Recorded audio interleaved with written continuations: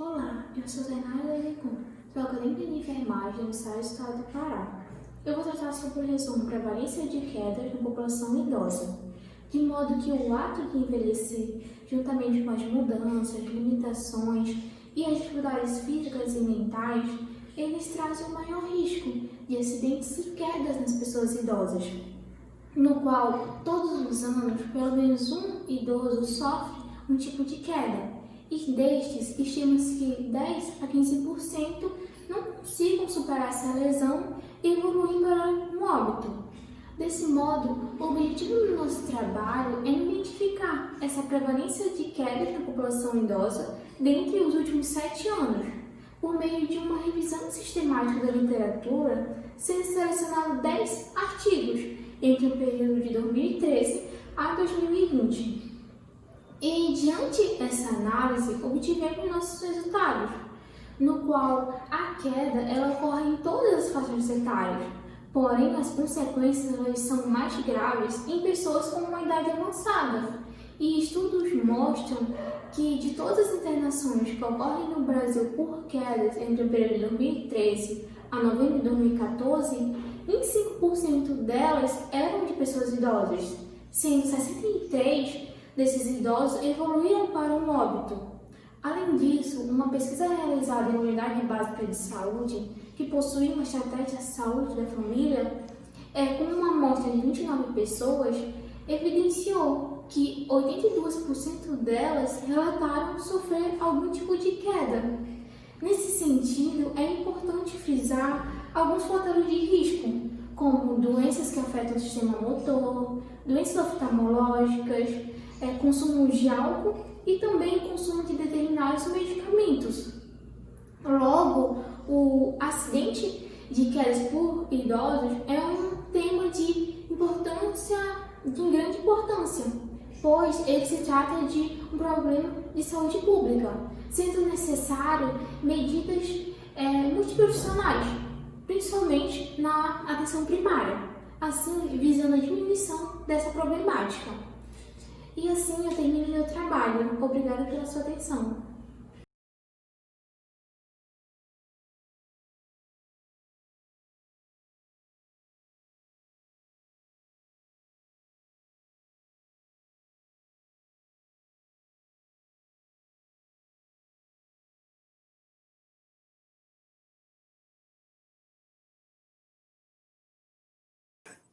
Olá, eu me chamo Pamela, sou acadêmica do 4º período do curso de enfermagem na Universidade Estadual do Pará e vou apresentar o trabalho intitulado Acolhimento de um Centro de Testagem e Aconselhamento, relato de experiência numa ação comunitária realizada no interior da Amazônia, de minha autoria, com orientação da professora docente da UEPA, Dijane Stella.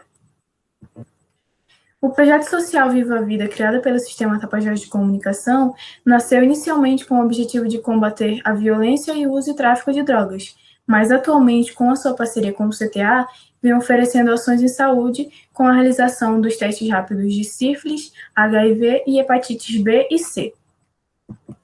O objetivo do trabalho é justamente relatar minha experiência enquanto acadêmica de enfermagem em uma ação de saúde realizada pelo projeto social Viva a Vida. Trata-se, então, de um estudo descritivo do tipo relato de experiência, vivenciado em Santarém no dia 27 de agosto de 2019. A minha participação como acadêmica de enfermagem no projeto se deu por meio da professora Dijane Stella, que convidou a minha turma para fazer o acolhimento do público em um dos dias de ação do projeto. Esse acolhimento ele consistia em convidar homens e mulheres a partir dos 16 anos para a realização dos testes rápidos. Quando eu cheguei no local da realização do projeto, eu recebi formulários que deveriam ser preenchidos com nome, endereço, telefone e idade das pessoas que aceitassem fazer os testes. Então, conforme eu ia convidando as pessoas e conversando com elas, eu ia percebendo que as mulheres eram bem mais abertas e mais interessadas em fazer os testes com relação aos homens, que se mostravam receosos e até relatavam que nunca haviam feito esses testes ou outros tipos de exame, o que me deixava bem assustada no momento. Então, eu tentava falar para eles da importância de fazer esses testes para a saúde deles, mas eles acabavam rejeitando.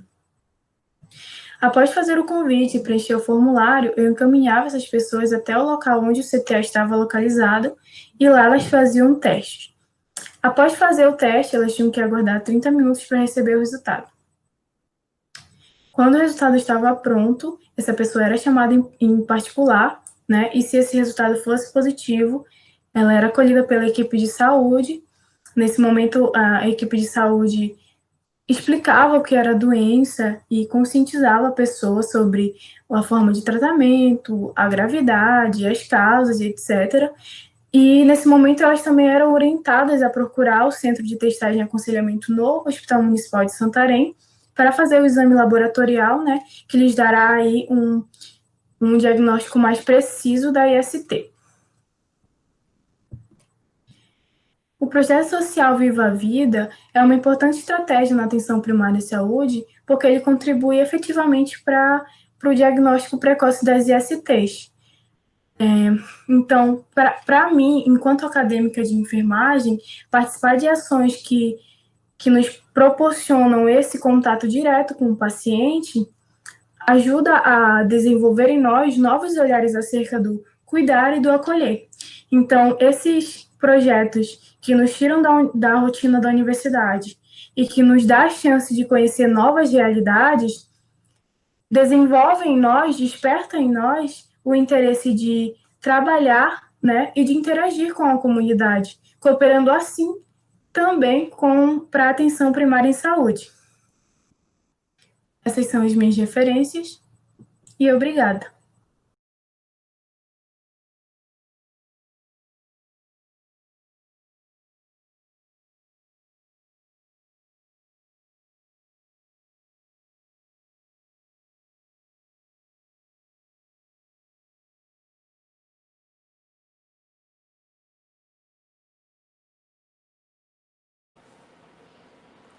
Olá, pessoal. Irei abordar sobre o resumo titulado Perfil Clínico Epidemiológico de Leishmaniose tegumentar americana na população indígena da região norte do Brasil no período de 2017 a 2019, escrito por mim, Bruna Ferreira de Carvalho, e pelos autores Fabiane Silva de Oliveira, Bianca Ferreira de Carvalho e Fernando Augusto Miranda da Costa. Fazendo um apanhado sobre a Leishmaniose tegumentar americana, a LTA, vale ressaltar que ela é uma doença causada por protozoários do gênero Leishmania, como demonstrado pela figura 1, sendo A, o parasita do gênero Leishmania, B, o vetor da LTA e C, a manifestação clínica da doença. Na população autodeclarante indígena, essa doença encontra-se em grande expansão, devido a fatores como características ambientais e condições precárias que determinam essa doença como um grave problema de saúde pública. Como objetivo, o presente estudo buscou caracterizar a LTA na população indígena do estado do Pará entre os anos de 2017 a 2019, conforme as variáveis perfil demográfico, perfil sociodemográfico e perfil clínico epidemiológico. O estudo adotou como metodologia uma pesquisa epidemiológica transversal de abordagem quantitativa. Foram analisados dados secundários de LTA, coletados do Sistema de Informação de Agravos de Notificação, SINAM, do Departamento de Informação do Sistema Único de Saúde, DataSUS. As variáveis analisadas no perfil demográfico foram o número total de casos, a média anual, regional e estadual. No perfil sociodemográfico, as variáveis analisadas foram sexo, faixa etária, escolaridade e zona de residência. E no perfil clínico epidemiológico, analisou-se as variáveis tipo de entrada, forma clínica, critério de confirmação e evolução dos casos. Como resultado, observou-se que no triênio estudado foram diagnosticados 1.089 casos de LTA em indígenas na região norte do país. No panorama nacional, com 55,14% dos casos, a região norte destacada no mapa ocupou o primeiro lugar no período estudado, sendo o estado do Amazonas o que demonstrou maior prevalência, com 29,75% dos casos. Durante o período estudado, 2018 apresentou o maior número de casos, com 413 infectados, representando 37,92% do total, com queda de aproximadamente 10% para o ano de 2019, sendo observada uma média de 363 casos por ano. Quanto ao perfil sociodemográfico, houve predominância do sexo masculino, com 815 casos, representando 74,84%. A faixa etária mais afetada foi de 20 a 39 anos, com 447 casos, representando 41,05% dos casos. Quanto à escolaridade, não foram preenchidas 362 das notificações, representando 33,24%. Com referência ao local de residência, 887 dos doentes eram da zona rural da região norte, representando 81,45%. Quanto aos dados clínicos, 1.051 pacientes foram classificados como caso novo, representando 96,51%. 1.041 apresentaram a forma cutânea da doença, com 95,96%. 936, representando 85,95% dos casos, foram confirmados por métodos clínicos laboratoriais. E, por fim, 812 dos pacientes evoluíram para a cura, representando 74,56% dos casos de LTA. Assim, conclui-se, através dos indicadores epidemiológicos, que a LTA em indígenas é mais prevalente na região norte do Brasil, sendo o estado do Amazonas o que apresentou maior percentual de casos. Os residentes de áreas rurais do sexo masculino, com média de 29,5 anos, foram os mais atingidos pela doença. Sendo assim, faz-se necessárias estratégias como vigilância epidemiológica, interrupção da cadeia de transmissão e medidas educativas para controlar a evolução da doença nesta população. Como referências do resumo foram utilizados Araguaia 2020, Santo 2014 e os dados do DataSUS disponibilizados pelo site do Ministério da Saúde 2020. Obrigada.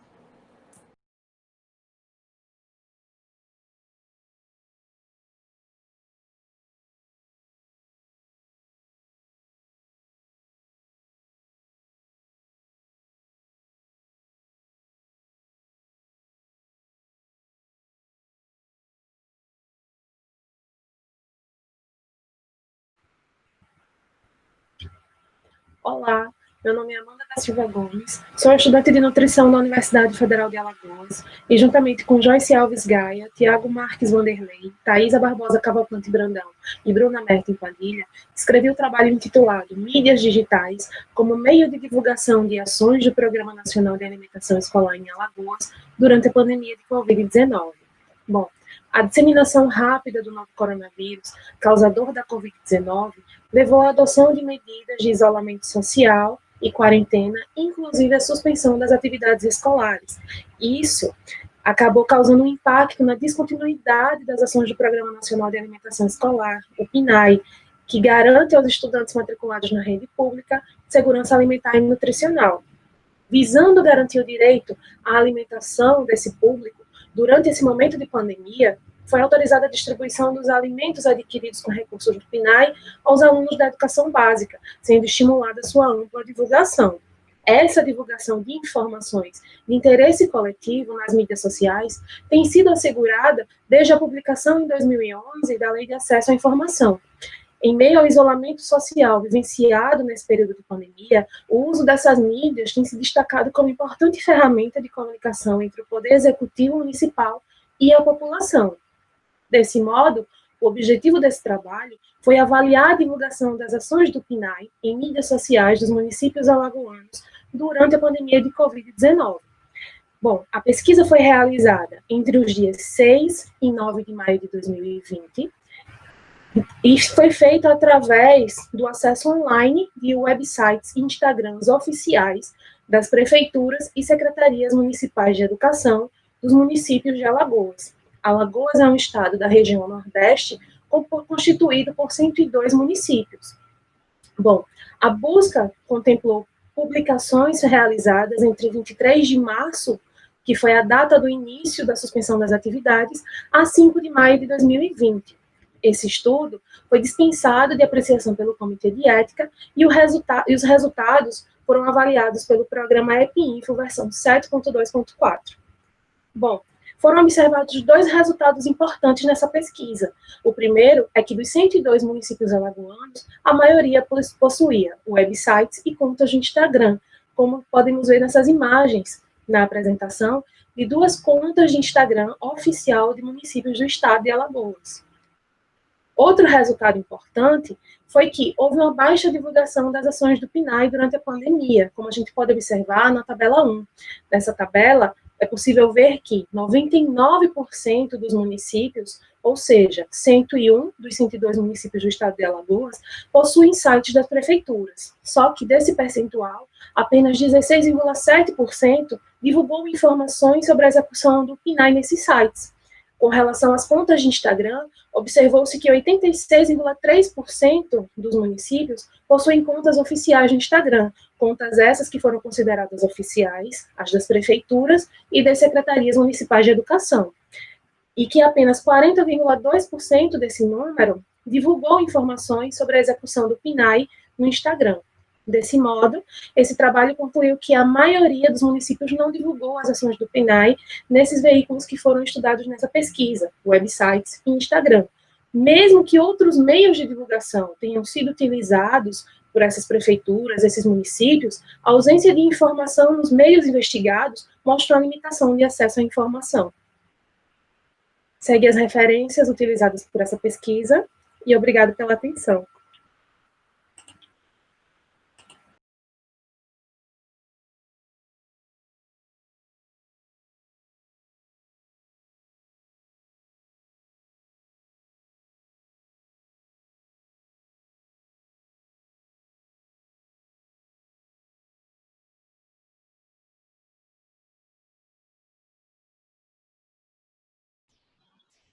Sou a enfermeira Jéssica Lima. Estarei apresentando o trabalho intitulado Medidas de Prevenção das Lesões por Pressão ao paciente internado na unidade de terapia intensiva.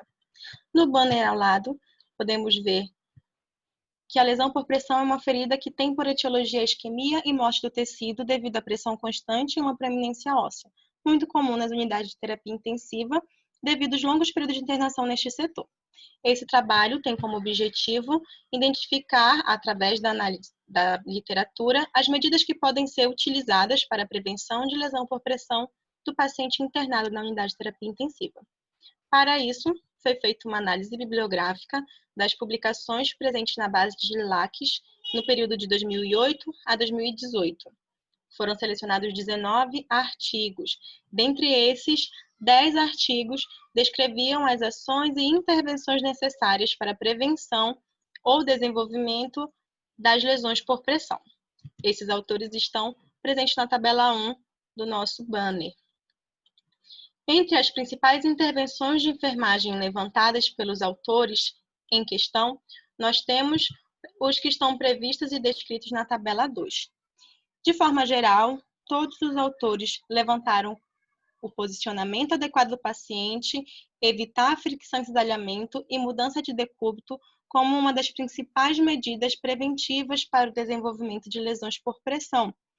Conseguir fazer o alívio da pressão através do posicionamento adequado, com mudança de posições a cada 2 horas e elevação do grau da cabeceira do leito a 30 graus, foram algumas das medidas levantadas pelos autores para a prevenção dessas lesões.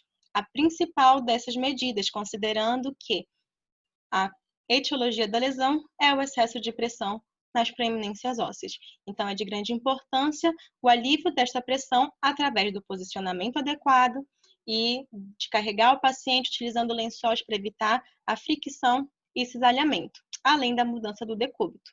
Também foi levantado pelos nossos autores, como método de intervenção, a avaliação diária da pele. Isso foi colocado por 9 dos autores, como podemos ver na nossa tabela. Essa avaliação deve ser feita tanto na admissão do paciente para avaliação de possíveis lesões que já possam vir junto com ele, e também diariamente ser continuada esta avaliação para observar como está essa pele, se há alguma lesão ali se iniciando, ou até mesmo as lesões já existentes, fazer a avaliação desta progressão.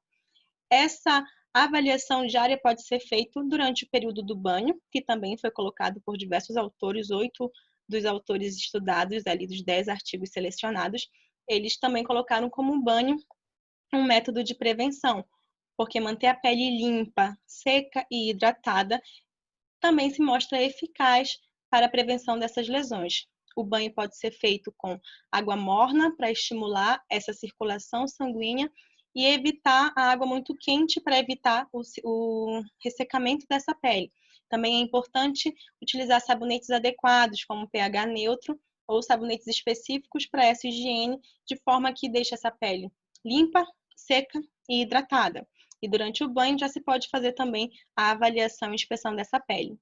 O uso de colchões especiais e proteção de proeminências ósseas com colchis também foi levantado por todos os autores, como uma das medidas de intervenção necessárias para evitar a progressão ou o desenvolvimento de lesões por pressão. O uso de colchões na área dos calcâneos para mantê-los elevados e evitar como uma forma preventiva, e também colchões especiais para poder distribuir de forma uniforme a pressão nesses pacientes no leito. Também se mostra eficaz o controle e suporte nutricional, sendo necessário o acompanhamento nutricional desse paciente e uma dieta hiperproteica, tanto para a cicatrização de lesões já existentes, como para evitar a formação de novas lesões. E também podemos encerrar com a monitorização e controle da incontinência urinária intestinal, considerando que o pH da urina e das funções fisiológicas na eliminação podem causar ali maceração na pele naquela região, além do risco de contaminação e infecção. Então, manter essa pele limpa, livre de contato direto com a urina e com funções fisiológicas, com eliminações fisiológicas, também é importante na ação de intervenções das lesões por pressão. Então, concluímos que, a partir deste estudo, foi observado que, apesar desse assunto relacionado às medidas de prevenção das lesões por pressão ser uma preocupação antiga, ainda há sempre necessidade de buscar mais conhecimento a respeito dessa temática. Faz necessário cada vez mais pesquisas que abordem o assunto para um maior embasamento teórico sobre a importância de um cuidado individual e sistematizado da enfermagem na prevenção e tratamento de tais lesões, buscando aprimorar, assim, a nossa prática profissional. Muito obrigada.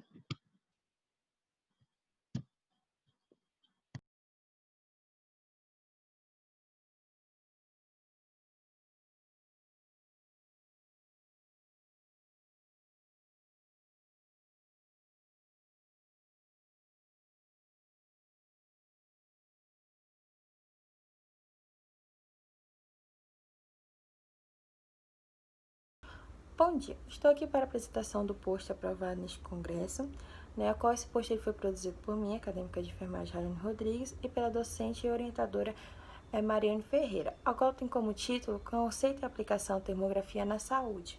De acordo com os autores que utilizamos, eles relatam que a termografia é um instrumento de análise não invasiva e não radioativa, que tem como característica avaliar as funções fisiológicas do corpo humano, do paciente. Ou seja, ele vai avaliar a questão do controle da temperatura desse paciente. Esta técnica é baseada através da medição remota e da interpretação das radiação infravermelha, que é produzida através do corpo humano, a qual vai permitir identificar as alterações e os locais que existem essas alterações do corpo, E assim ela se torna uma ferramenta significativa nos diagnósticos das patologias. Diante disso, o trabalho tem como objetivo relatar o conceito e aplicação da termografia na saúde, assim como também ela tem a sua metodologia é uma pesquisa bibliográfica, narrativa descritiva, baseada através de publicações científicas nas bases de dados da Biblioteca Virtual de Saúde, na Cielo, no período de 2015 a 2020. Tendo como resultado que a termografia ela vem sendo utilizada como um método diagnóstico que auxilia tanto na avaliação e no monitoramento do paciente, Ou seja, ele vai medir tanto a temperatura corporal como também o fluxo sanguíneo desse paciente. E assim ele tem sido utilizado como tanto identificar a origem da dor que o paciente está sentindo, como também no diagnóstico e como também no tratamento, além de monitorizar patologias que são diversas, entre si pode ser câncer, a questão de processos inflamatórios, fibromialgia, disfunções vasculares, hérnias, lesões musculares, entre outros. Mas para a aplicação da termografia no paciente, é de suma importância que o profissional de saúde ou profissional de enfermagem, ele tenha um conhecimento necessário sobre a termografia, de como utilizar ela com o paciente, pois existem diversos fatores que podem alterar a interpretação dessa termografia com o paciente, né? Onde o profissional de saúde tem que buscar evitar fatores ambientais, ou seja, tem que procurar um local adequado para a realização dessa termografia, verificar se o paciente ele não está tendo impossibilidade de ficar nas posições adequadas para realizar a termografia e além de saber de como ligar e como utilizar o equipamento em si, porque muitos profissionais não sabem como utilizar e isso acaba interferindo na interpretação da radiação infravermelha adequada. Com isso, conclui-se que a termografia é uma ferramenta útil na realização precoce dos diagnósticos das doenças, como também auxilia no tratamento correto, o local correto daquela doença, o qual isso faz com que evite muitas vezes a complicação da doença em si, pois a gente vai estar tratando o local corretamente que aquela patologia está cometendo no corpo humano do paciente, né? Contudo, para um bom resultado, é importante que o profissional esteja familiarizado e saiba como utilizar corretamente essa técnica da termografia com o paciente em si. Desde já agradeço a participação neste congresso e obrigada.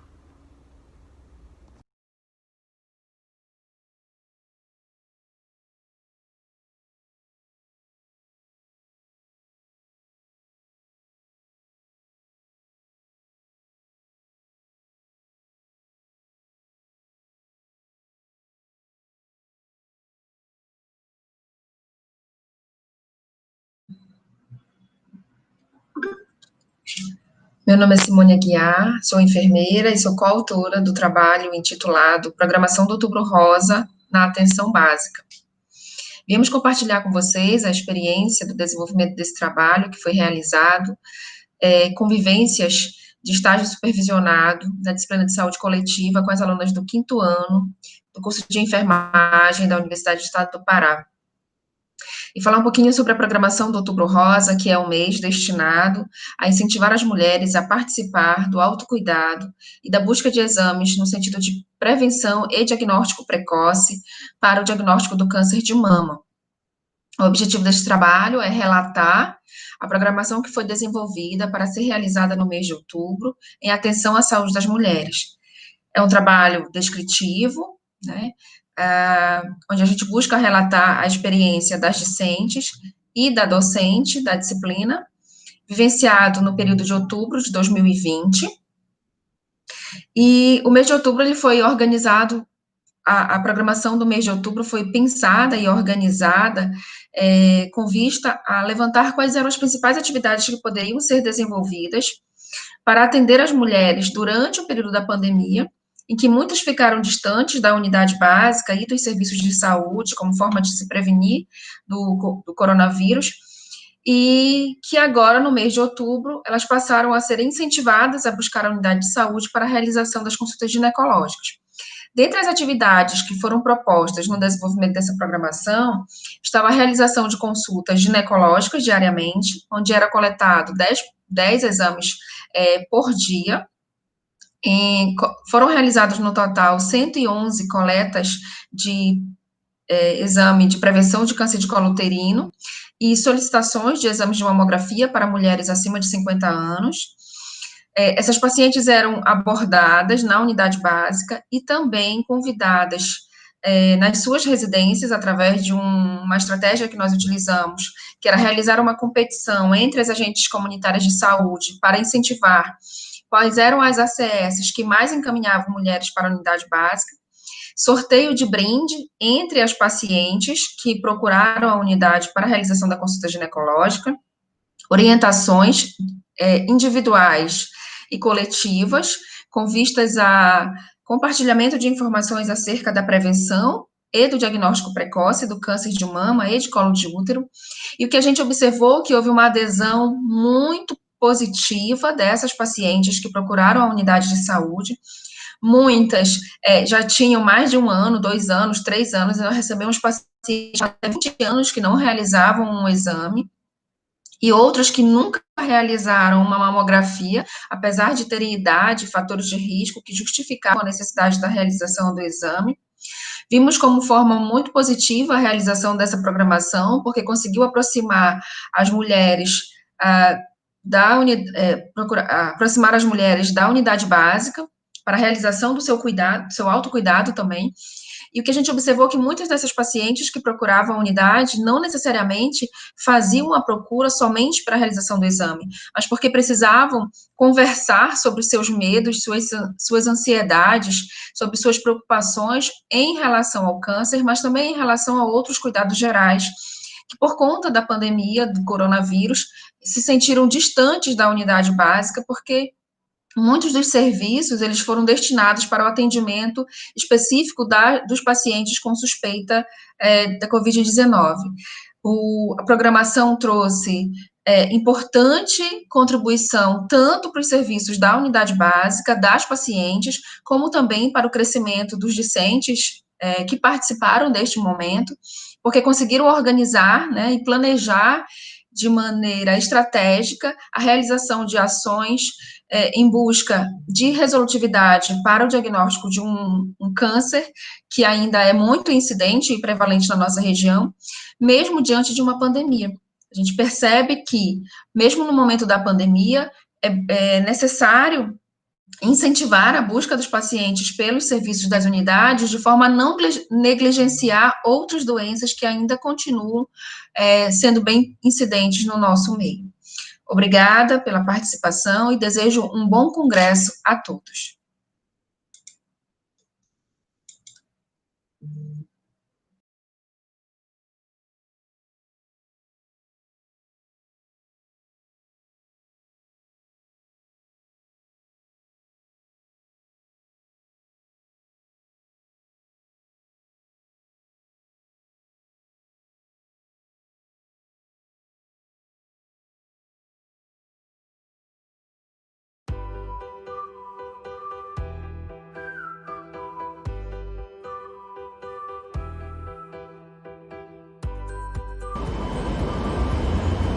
O nosso trabalho ele é intitulado A Construção de Modelos Anatômicos de Baixo Custo, Assoalho Pélvico.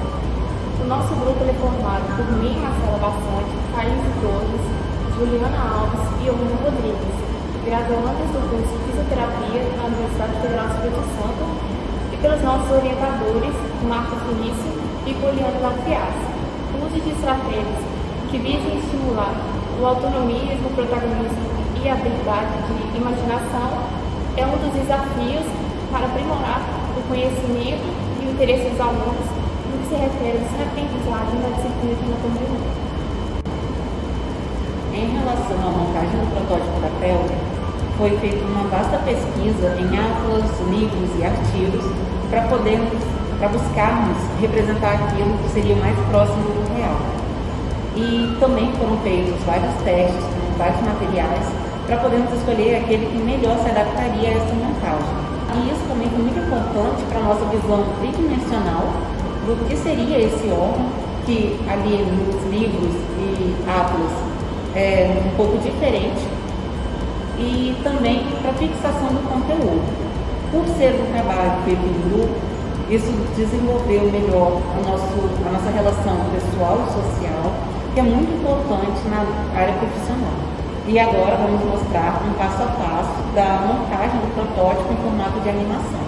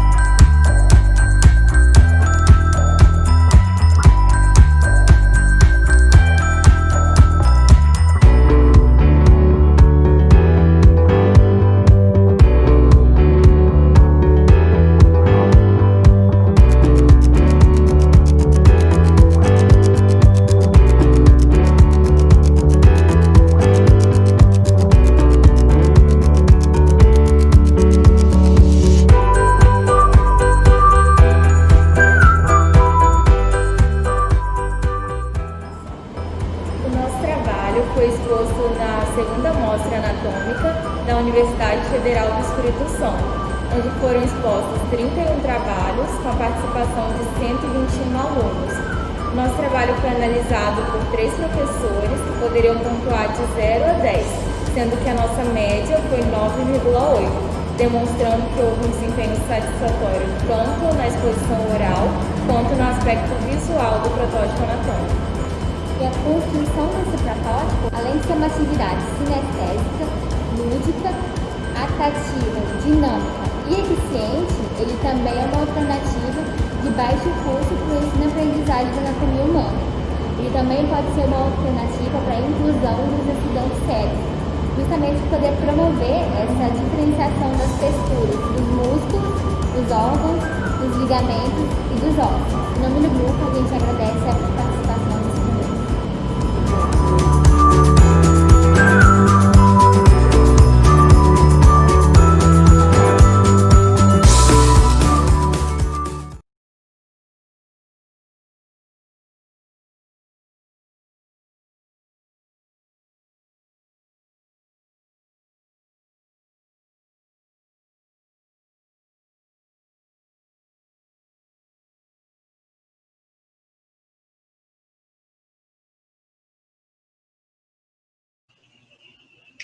Olá, meu nome é Luara e eu vou apresentar o resumo As ações do Grupo Medita UFES durante a Covid-19, um relato de experiência, para o Congresso Brasileiro de Biodiversidade e Inovação Tecnológica em Saúde. Contextualização.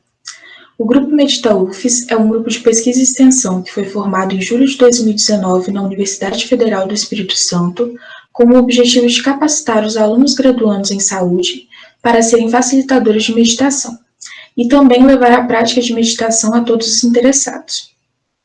Com o surgimento da pandemia de Covid-19, foi acendido no grupo um desejo de expandir o seu alcance para além dos muros da universidade, e foi utilizadas interfaces virtuais para fazer isso.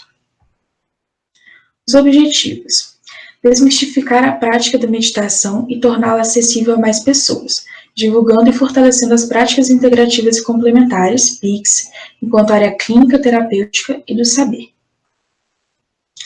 Métodos. Trata-se de um relato de experiência da ação do grupo ao longo da pandemia do Covid-19, no período de entre abril e novembro de 2020. As interfaces virtuais que foram utilizadas foram uma conta no Instagram, uma conta no Google e uma conta no Spotify. Os resultados. Nós produzimos um e-book sobre meditação, 25 lives autorais, 30 vídeos autorais de meditação, 49 áudios autorais de meditação, 14 posts com indicações de influenciadores digitais, 12 oráculos da semana, 41 posts com frases motivacionais, 26 posts com temas de proatividade e gentileza, 42 enquetes nos stories, 47 frases compartilhadas, 18 indicações de e-books nas áreas de PICs, 20 semanas temáticas, 13 indicações de artigos científicos, 39 dicas do dia, 2 playlists públicas no Spotify e um curso de práticas meditativas. Agora, imagens das nossas ações. Lives autorais de meditação, o alcance de uma das nossas lives,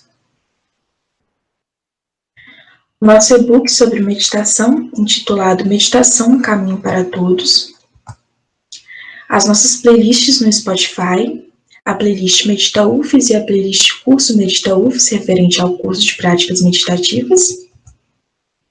Conclusões. O contexto da pandemia nos possibilitou explorar mais do que as interfaces tecnológicas podem nos oferecer. E visando auxiliar as pessoas a lidarem melhor com o momento que a gente está passando, o Grupo Medita UFES realiza um trabalho de ordem social e de alcance geral, a nível nacional e internacional, com a temática central acerca da meditação e outros temas referentes às PICs. As autoras: Eloara, Tamires, Yarissa, Gilmara, professora doutora Marina, professora doutora Fernanda, e as outras integrantes do grupo: Maria Larissa, Mariana, doutora Marina, Natália, Maria Luísa e Noemi. E essas foram as referências que nós utilizamos para construir esse relato de experiência. Obrigada.